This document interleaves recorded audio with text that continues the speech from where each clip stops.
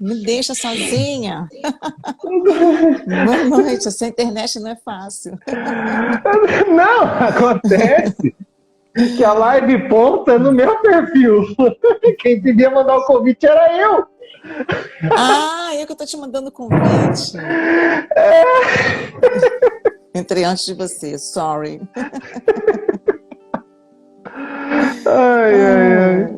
Tudo bem, tudo bem.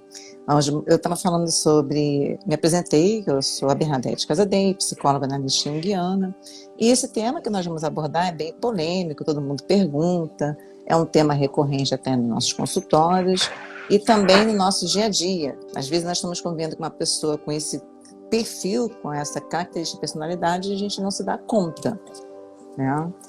E assim, a gente pode ir falando sobre essas características e também quem estiver participando pode também fazer perguntas. E assim, se você puder ler também as perguntas para me ajudar, seria muito bom. Uhum. Bem, a prevalência desse transtorno de personalidade antissocial, ele é mais recorrente em homens do que em mulheres. Já foi feito um estudo sobre isso. Então, nós temos mais transtorno de personalidade antissocial, que são os psicopatas, recorrentes na prevalência maior entre os homens, tá? Então, existe um padrão aí de personalidade que a gente pode identificar, que é racionalizar o comportamento, achar que a pessoa mereceu aquilo que ela fez, não ter empatia com o sofrimento do outro, culpar a vítima por ter sido imprudente com ela mesma, ser indiferente às explorações que acontecem, ele mesmo pode se tornar um explorador em potencial. Então, a gente tem uma série de características que está no DSM-5 e no CID-10. No DSM-5, nós temos os padrões do que acontece, a gente pode falar até de forma didática, e o diagnóstico que pode ser realizado é através de psicoterapia, com teste psicológico e também com consultas com o nosso amigo psiquiatra, que ninguém quer ir. Todo mundo foge dele. Deveriam ir, né, Lucas? Pois é. O que a gente pode falar sobre isso? Desprezo persistente pelo direito dos outros. Não reconhece que as pessoas têm direito. Só eles têm direito. Desprezar a lei. Não quer saber de lei. Vive à margem da sociedade. Lei para eles não existe. A lei é feita só para o mundo deles e para eles. Então não existe lei para eles. Eles enganam, mentem, manipulam, monopolizam, dissimulam, seduzem, são extremamente sedutores. E mentirosos contumazes, estão sempre mentindo por qualquer coisa, desde mentiras pequenas até as maiores. E agem por impulso também. Muitas vezes ele age por impulso. E eu estudei uma pesquisa muito interessante, a diferença da sociopatia para a psicopatia. Os psicopatas são diferentes dos sociopatas. Os psicopatas têm fatores biológicos, têm fatores sociais, tem uma prevalência desde que nasceram. Os sociopatas, eles se caracterizam pelo meio ambiente também. Podem ser potencializados por isso, pelo meio ambiente. É muito interessante esse estudo que nós fizemos. Não sente remorso, né? Essa é a principal característica, não sente remorso, não tem empatia alguma com o sofrimento do outro. E fazem isso de forma recorrente. E podem também estar associados com outros transtornos de personalidade que fica ali misturado, a pessoa não entende o que está acontecendo. Aí ela pensa, poxa, essa pessoa aqui tem transtorno borderline, mas ela é estranha, é um transtorno bipolar. Não, ela é um psicopata, ela tem um transtorno de personalidade antissocial com algumas características de um diagnóstico diferenciado, por uso de drogas também, que pode ser potencializado por isso, transtorno de conduta, transtorno de personalidade narcisista, que nós abordamos semana passada, e transtorno de personalidade borderline. Tudo junto e misturado. Então, assim, para você traçar um diagnóstico desse, tem que ser bem analisado, bem estudado. Tratamento. Me perguntam muito, poxa, mas tem cura? Será que essa pessoa não se conscientiza que ela está fazendo mal ao outro? Infelizmente, não tem cura. Pode melhorar o comportamento se ela quiser, mas cura não tem. Infelizmente, não tem cura. Porque o transtorno de personalidade é um modo de ser, é uma maneira de ser que a pessoa tem, ela já nasceu assim. Ela já se habituou a ser assim, fica muito difícil. E quando ela vai se submeter ao tratamento, ela vai para saber todas as ferramentas nossas, como psicólogos, como psiquiatras, para aprender a usar isso no mundo de forma maligna e traiçoeira. Infelizmente. Então fica bem complicado, né? Ele para atingir de 1 a 2% da população mundial, também eu li sobre isso, né? Ele está associado a mais comum do que a gente imagina, esse transtorno de personalidade antissocial, e a gente precisa ter cuidado e não estar perto de pessoas com essas características. Muitas vezes também são interligados com associações criminosas, porque eles manipulam, eles premeditam, eles monopolizam, eles mentem, eles têm cuidados para fazer, cometer algum crime, cometer algum ato criminoso, como um roubo, até mesmo tirar a vida de alguém. Ele premedita bastante isso, ele não é impulsivo. A diferença do psicopata para o sociopata é que ele não tem essa impulsividade. O sociopata ele já é mais desastrado, ele vai com tudo, ele é muito impulsivo, então ele não recua, ele não faz muito planos. Já o que tem transtorno de personalidade antissocial, que é o psicopata, ele premedita e calcula milimetricamente tudo. Até uma dica boa para quem quiser conhecer mais sobre esse tema é ler o livro da Ana Beatriz Barbosa, a psiquiatra maravilhosa, que fala sobre isso em Mentes Perigosas.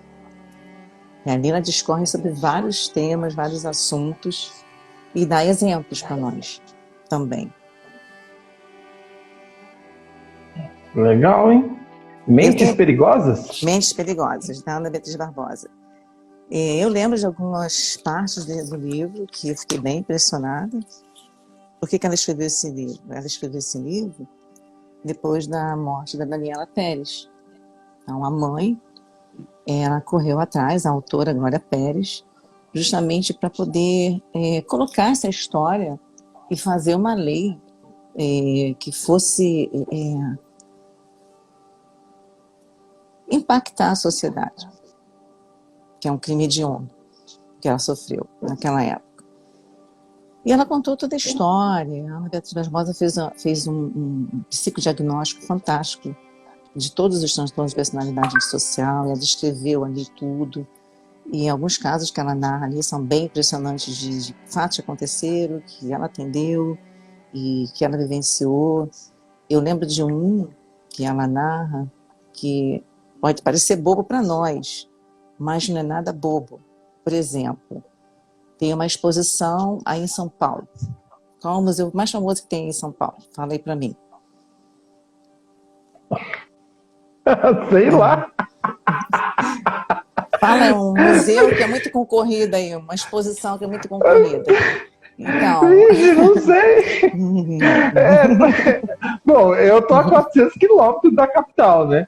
E museu também nunca fui. Tá no interior. Eu acho que o único museu que eu fui foi o Museu da Língua Portuguesa uma vez para fazer um trabalho. Entendi. Mas...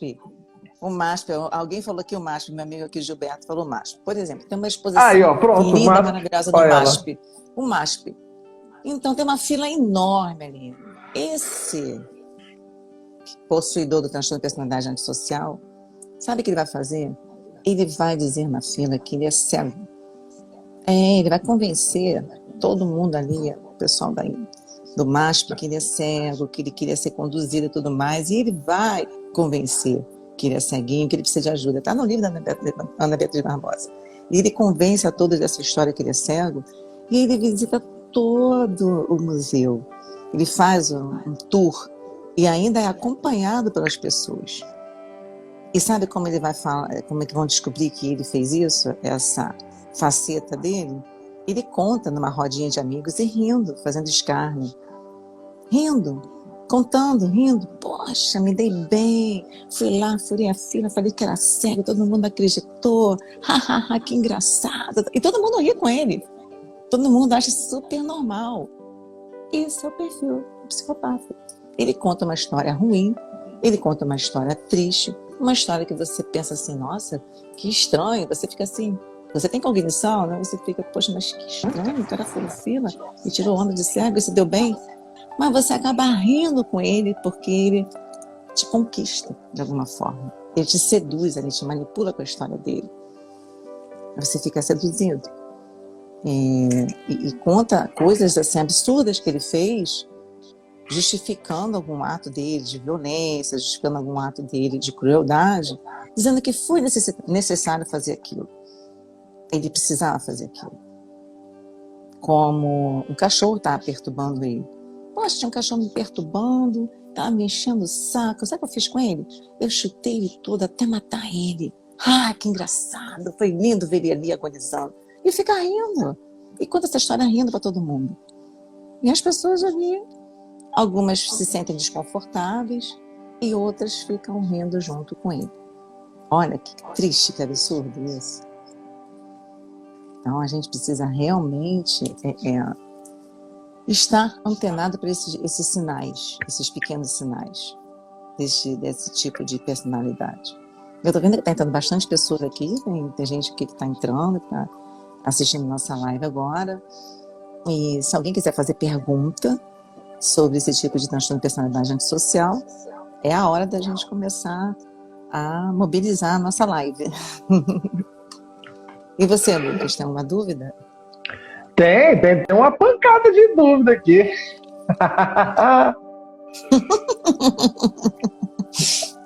Mas antes sobre isso que você falou do cego que vai no museu, se eu vejo isso, eu falo assim, não, irmão, você não precisa vir aqui, você não vai ver. Pois é, mas ele conseguiu conquistar todos, assim, conseguiu até um guia para ele, sabe? Para ele poder fazer isso. Outra pergunta aqui. Vê aí a pergunta aí, ó. E quando o psicólogo descobre que está atendendo uma pessoa com esse transtorno, identifica que ela está querendo apenas absorver ferramentas da psicologia, o que fazer? Simplesmente, eu como psicóloga, já atendi um paciente assim, ele acaba indo embora porque ele não consegue aquilo que ele quer. E ele fica chateado. Então, ele mas até você identificar, passou o tempo, né? Eu identifiquei, depois de 3 encontros, eu identifiquei que ele tinha esse transtorno de personalidade antissocial. Quando ele começou a contar muitas histórias de só se vitimizando, só ele que sofria os problemas, as mulheres maltratavam ele que era o pobre coitado, mas ele sempre o tempo todo dizia que ele que tinha o dinheiro, que tinha o poder, sabe? E acabou narrando várias coisas assim que ele fez, e muita dificuldade com mãe, etc.